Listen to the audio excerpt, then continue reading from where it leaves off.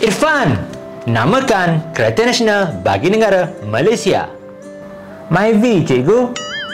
Kenapa Myvi? Sebab dia kan king. Salah, jawapannya ialah Proton Saga. Cikgu, saya nak tanya ni. Apa dia?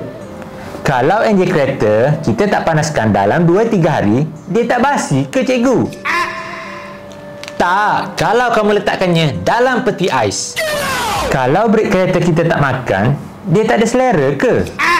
Bukan.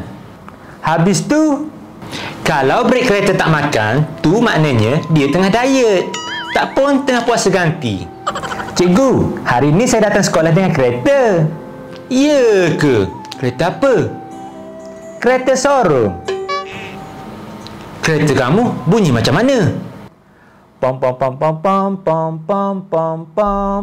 Kereta kecilku berbunyi. Marilah adik, mari naik. Boleh ku bawa ke sekolah. Irfan, kamu tahu tak cara bawa kereta auto? Tak tahu.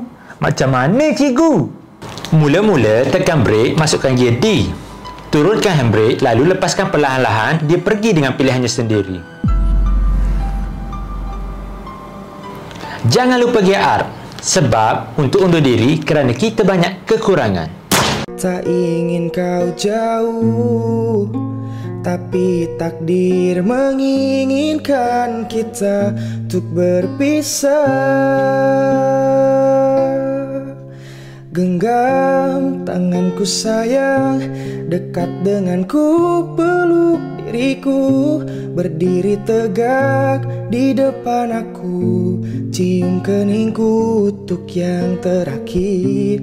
Ku kan menghilang jauh darimu, tak terlihat